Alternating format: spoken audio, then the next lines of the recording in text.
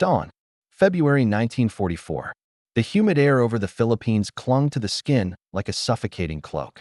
A gray mist rolled off the jungle tree-line, masking the shattered silhouettes of palm huts and rusting corrugated roofs. In the distance, boots splashed through the wet clay of a prison compound. The sound was unfamiliar, alien. Heavy-soled leather striking earth, the weight of a modern army advancing with relentless precision. The Japanese women, nurses, clerks, and auxiliaries captured after the collapse of forward garrisons, huddled behind bamboo fencing, their thin uniforms clinging to their frames after weeks of malnutrition. Their eyes, hollowed by exhaustion, widened as the figures of American soldiers materialized through the haze. Tall, broad-shouldered, helmets glinting under weak sunlight. They carried themselves with a confidence these prisoners had never encountered. To them, the enemy had always been a distant force, bombers overhead, warships beyond the horizon, and faceless guns roaring from hidden ridges. But now the enemy stood before them, flesh and blood, and the sight was nothing short of shocking. U.S. Army After-Action Report, February 1944.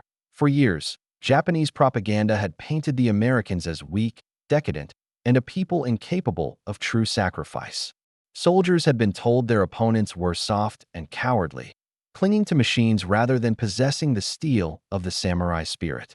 To the women who now trembled in silence, these beliefs had been drilled in during training sessions, reinforced by broadcasts and newspaper slogans. Yet as the GIs moved closer, M1 rifles slung casually, steel helmets shadowing weathered faces, ammunition belts heavy across their chests, the illusion began to unravel. The Americans were not weak. They were not frail. They were formidable, well-fed, and bristling with weapons and confidence. Some of the women exchanged quick, fearful glances. Others stared in stunned disbelief, as if history itself had betrayed them. Bundesarchiv, captured propaganda leaflet, 1943. The year was 1944, and the Pacific had already burned for nearly 3 years. Across the vast expanse of ocean, island chains had become graveyards for fleets and armies alike. The Japanese Empire, which once swept across Southeast Asia with unstoppable momentum, now struggled to hold its conquests. American industrial might, once underestimated, had unleashed a tide of steel and firepower. Factories in Detroit, Seattle, and San Francisco produced ships, tanks, and aircraft at a pace the Axis could not comprehend. In 1943 alone, the United States launched over 28 fleet and escort carriers, a staggering number compared to Japan's dwindling output. U.S. Naval Shipbuilding Report, 1943. The women taken prisoner, often support personnel left behind during retreats, were caught in the gears of this grinding war. Now they bore witness to its most human face, the arrival of their captors. The encounter was not just a meeting of two armies, but of two worlds. American soldiers marched with radios crackling at their hips, voices relayed instantly across units. The Japanese women had been taught that true communication was shouted orders, semaphore flags, or the beating of drums during ceremonial marches. Now they saw handsets pressed against helmets, commands flowing through invisible waves, and a force coordinated beyond imagination. Signal Corps Field Log, 1944. Even their clothing spoke volumes. Khaki uniforms, standardized boots, and webbing that gleamed with oilcloth waterproofing. To the prisoners, who had lived with shortages, with improvised sandals and tattered tunics, the sight was overwhelming. The camp itself reeked of sickness and despair. Bamboo barracks sagged under monsoon rains, and latrines overflowed into shallow trenches. The women inside, many in their 20s, some barely older teenagers, had clung to fragments of belief that Japan's divine mission would prevail, that reinforcements would arrive, and that America was too fragile to fight a prolonged war. Yet here was undeniable proof otherwise, standing in the mud before them. The Americans were real, disciplined, and unbroken by distance or attrition. The shock pierced through their exhaustion like a blade. Allied POW Liberation Diary, February 1944. These first encounters did not take place in isolation. They echoed across every theater of the Pacific War. At Guadalcanal in 1942, Japanese forces had first been stunned by the sheer physical presence of American Marines. taller on average by nearly 6 inches, heavier by 40 pounds, and carrying more rations than a Japanese platoon might see in a week. U.S. Marine Corps Medical Report, 1942, on Saipan in 1944, captured civilians whispered of GIs with endless cigarettes, chocolate bars, and canned meat, luxuries unthinkable in a starving empire.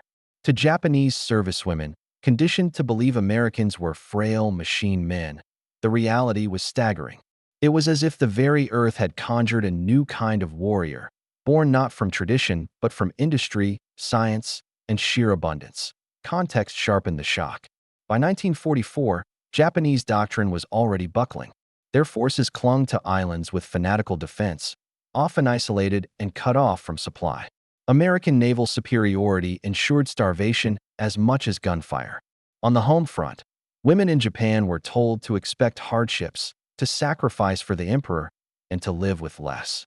But those sent abroad as clerks, interpreters, or nurses discovered a harsher truth when captured, that the Americans had no shortages. Each GI seemed to carry more food than a Japanese squad. Each unit seemed to bristle with radios, jeeps, and mortars. Every American presence screamed of a war machine far larger and more relentless than anything Tokyo had promised them. Japanese Interrogation Report, Manila, 1945, the emotional toll was immense. Some of the prisoners lowered their gaze, ashamed to meet the eyes of their captors. Others studied them with a kind of fearful awe. These men laughed in deep voices, chewed gum absent-mindedly, and carried rifles as extensions of their arms. They seemed at once ordinary and superhuman, grounded yet untouchable. One Japanese nurse later confessed that the most shocking detail was not the weapons nor the uniforms, but the simple fact that the Americans smiled. They were not the monsters painted by propaganda, nor the bumbling weaklings of caricatures. They were men, confident, calm, and terrifyingly real. POW testimony, Tokyo Trials Archive. The Americans, for their part, were equally struck by what they found. Starved and weary female prisoners, once enemies in uniform, now shivered before them. Many GIs were barely older than the women themselves. Some shifted uncomfortably, unsure how to address captured opponents who lacked weapons but carried the weight of the enemy's pride. The moment carried a strange silence, broken only by the clicking of rifles being adjusted and the steady hum of generators powering radios in the background. History had led two worlds to this collision point, and neither side left unchanged. U.S. Signal Corps photograph, February 1944, beyond the barbed wire, the wider war pressed on. MacArthur prepared his return to the Philippines. Nimitz pushed his fleets closer to the Marianas. Japan braced for inevitable invasion. Yet in that muddy compound, the shock of recognition, of seeing the enemy not as shadows but as flesh, was a turning point of its own kind. The women had been taught invincibility and superiority of spirit. What they saw instead was a reminder that modern war was not fought by spirit alone, but by iron, by fuel, by the industrial heartbeat of a nation mobilized for total war. U.S. Strategic Bombing Survey, 1946. As the guards barked orders and prisoners were processed, the stunned silence gave way to whispers. The realization spread like wildfire. Japan had not only misjudged America's strength, but also its very essence. The empire's soldiers and civilians alike would carry this revelation into the darkest months of the war. What came next? The secret factors that powered American dominance, the technologies and logistics that stunned not only prisoners but entire armies, would prove even more shocking. And it is there, in the hidden engines of victory, that the true story begins. The secret was not in the muscle alone, but in the invisible forces that bound the American war machine together. Radios, supply chains, tanks, and planes, these were the sinews of modern war. To the Japanese female prisoners staring at their captors in 1944, the shock of seeing well-fed soldiers was only the surface. What they could not yet comprehend was the hidden advantage that made such abundance possible. Beneath the helmets and rifles was an empire of industry and innovation, an arsenal of democracy that had transformed the battlefield. U.S. Strategic Bombing Survey, 1946. Consider the radio. A simple black handset, wires coiled like snakes, and an antenna poking skyward. To the untrained eye, it was an accessory. To the Americans, it was their most decisive weapon. Motorola engineers in Chicago had perfected the SCR 536 handy-talkie by 1941. Weighing just 5 pounds, with a range of about a mile, it put the power of command into a single soldier's hands. Larger backpack units like the SCR 300 stretched that range to 10 miles, letting entire companies coordinate in real time. Technical Manual TM11 to 242, 1943. The Japanese, by contrast, still relied heavily on wired telephones, runners, and signal flags. In the dense jungles of the Pacific, those systems collapsed. Messages arrived too late. Orders contradicted reality. By the time a Japanese officer realized a flank had broken, American artillery was already hammering his headquarters. Japanese officer interrogation, Manila, 1945. The disparity was not abstract. It determined life and death in battles like Bayak.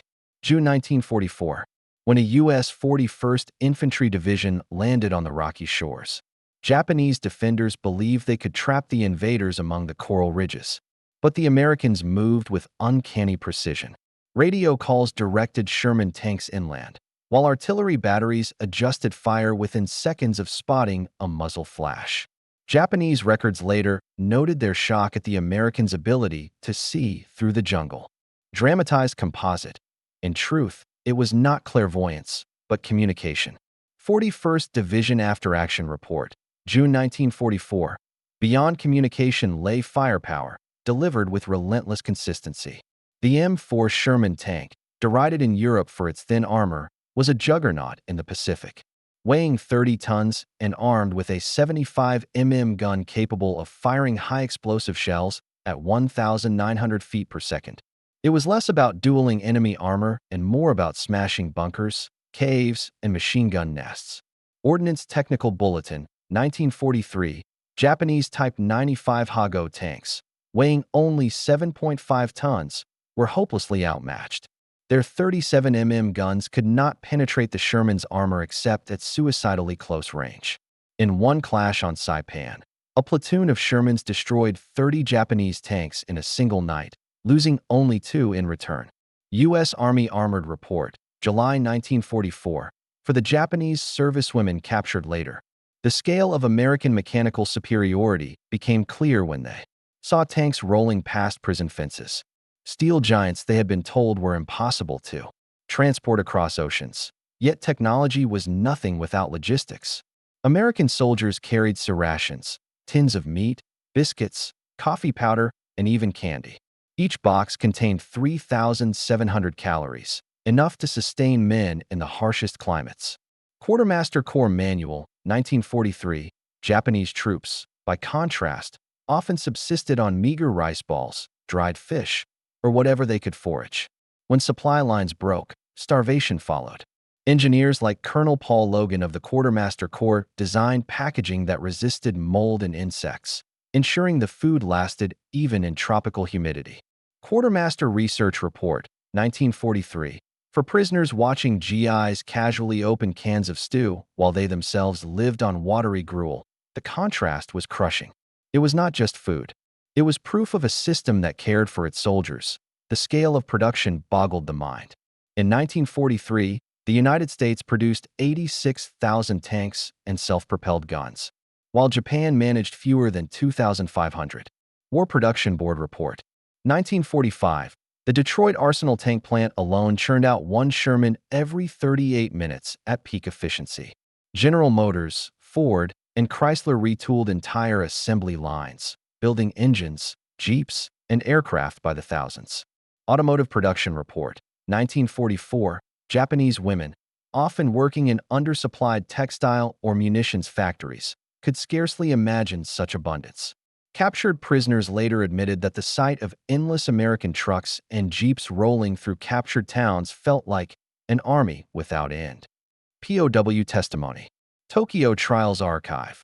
All of these threads came together in one of the most brutal confrontations of the Pacific, the Battle of Leyte Gulf. October 1944. Here, America's hidden advantage revealed itself in full. Admiral William F. Halsey commanded a fleet that dwarfed anything Japan could muster. 34 carriers, 12 battleships, and more than 200,000 men. U.S. Navy Fleet Report, 1944. The Japanese strategy was desperate. A sprawling pincer meant to smash the invasion fleet, but it collapsed under the weight of American coordination. Carrier-based Hellcat fighters, guided by radar, intercepted Japanese aircraft before they reached their targets. Submarines, armed with newly improved Mark 18 torpedoes, prowled beneath the waves and gutted Japanese cruisers. Bureau of Ordnance Report, 1944. And when the battle turned chaotic off Samar, it was American destroyers, tiny compared to Japanese battleships, that fought with such ferocity. Guided by constant radio communication, that the Japanese admiral withdrew, convinced he faced the full U.S. fleet. U.S. Navy Log. October 1944. Prisoners in the Philippines heard the aftermath in whispers. Japan's largest naval gamble had ended in catastrophe.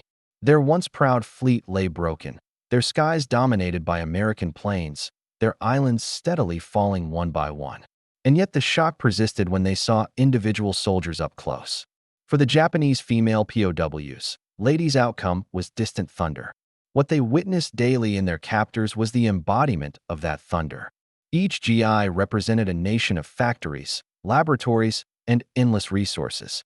Strategic Bombing Survey, 1946. The psychological gap widened. A Japanese clerk later admitted that what stunned her most was not the American weapons, but the casual abundance of supplies. GIs tossed cigarette cartons into mud without a thought. They handed chocolate bars to Filipino children. To her, these were luxuries reserved for officers and black markets. Dramatized composite. In those small acts, she realized Japan's empire had not just been outgunned, but also outsupplied, outfed, and outplanned. Interrogation Report, Manila, 1945. This advantage was not an accident. Behind it stood countless engineers, inventors, and workers. Motorola's Daniel Noble perfected FM radio circuits. Henry Kaiser pioneered mass shipbuilding with prefabricated Liberty ships, one launched every 4 days. Albert Kahn's factory designs allowed Detroit to scale like no other city in history. War Production Board Engineering Report, 1943. Each name, each innovation, translated directly into soldiers fed, armed, and coordinated on distant islands. Japanese female prisoners, when later interviewed, often said the Americans seemed larger than life. But the truth was, they were ordinary men carried by extraordinary systems. By the winter of 1944, the war's outcome was already being sealed by these hidden forces. The Americans did not win battles because they were inherently stronger. They won because their nation had fused science, industry, and willpower into an unstoppable current. The prisoners who stared through bamboo fences at their captors glimpsed only the surface. Beneath it lay the machinery of total war, humming relentlessly, stretching from the smokestacks of Pittsburgh to the coral atolls of the Pacific. U.S. Army Industrial Survey, 1945. The question remained, what did this overwhelming superiority do to the spirit of the enemy? To those who once believed in their empire's invincibility, what did it mean to face a foe who seemed limitless, who never stopped, who carried radios in their packs and chocolate in their pockets? That answer lay not just in battles, but in the hearts of prisoners, civilians, and soldiers alike. And it would shape the final year of the war and the legacy that followed. The shock that rippled through the prison camps was more than a fleeting emotion. It carried into the marrow of Japan's war effort. As female prisoners whispered among themselves about the American size, their food, and their strange gadgets, a psychological fracture widened across the empire. For decades, the Japanese military had nurtured a myth that spiritual strength outweighed material weakness. Bushido, honor, and the will to fight until death. These were to overcome the enemy's reliance on machines. But by 1945, the myth had withered. Reality was written in steel convoys, in the hum of radios, and in the steady hands of American soldiers who seemed inexhaustible. U.S. Strategic Bombing Survey, 1946. Strategically, the advantage reshaped entire campaigns. In the Philippines, MacArthur's forces advanced with precision that stunned both allies and enemies. Radios connected infantry with artillery and naval guns, creating seamless coordination. In one report from Luzon, American artillery adjusted fire in less than 3 minutes after an infantry call, a speed Japan could not match with its reliance on couriers and delayed reports. U.S. Army Field Artillery Journal, January 1945. The result was devastation. Japanese positions obliterated before counterattacks could form, units scattered by fire they never expected. Prisoners later admitted that they had believed American strength lay in numbers.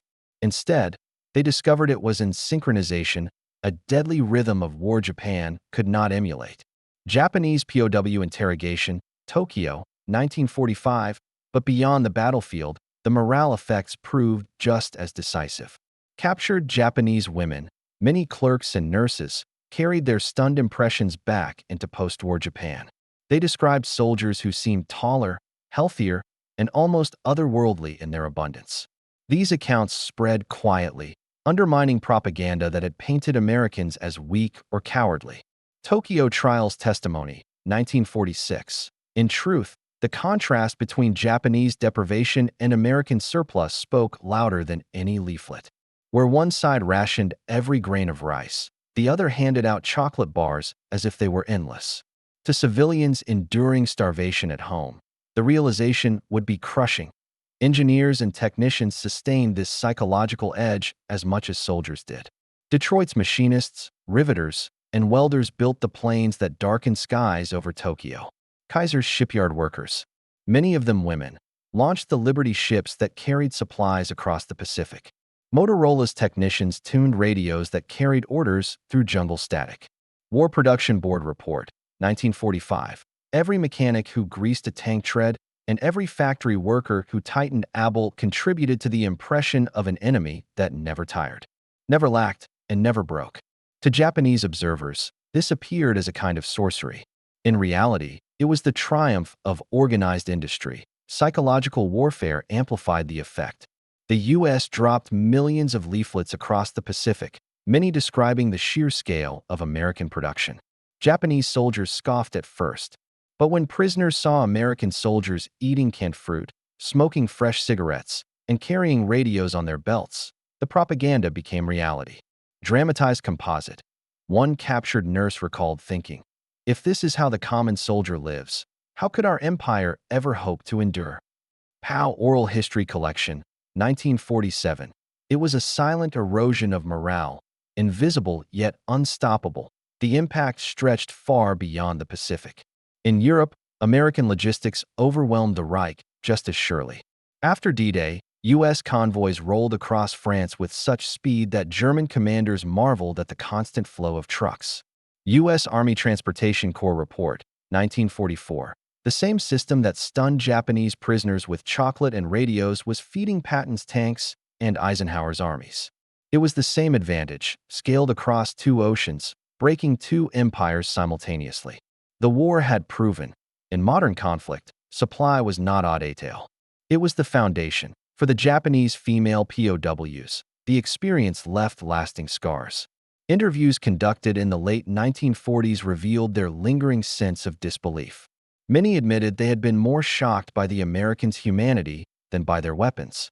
They saw soldiers who shared food with children, who laughed among themselves, and who carried endless supplies yet still seemed approachable. This human dimension compounded the defeat. The enemy was not just stronger. He was also not the monster they had been told to expect. Allied Psychological Warfare Division Report, 1946. Such realizations sowed seeds of doubt that blossomed into a broader post-war re-examination of Japan's wartime ideology. Strategically, the revelation mattered. As Japan's high command reviewed after-action reports, they found repeated mentions of American coordination and abundance. Admirals and generals admitted under interrogation that they had underestimated U.S. logistics. One naval officer confessed, "We thought we fought men. We were fighting factories." U.S. Navy Interrogation Report, 1945. The admission reflected a universal truth. Wars are not won solely on courage, but on systems, on the invisible networks that keep armies alive. The prisoners who saw American soldiers up close had witnessed that truth with their own eyes. The legacy of these encounters endured into the Cold War. The lesson was clear: communication, logistics, and industrial power were decisive.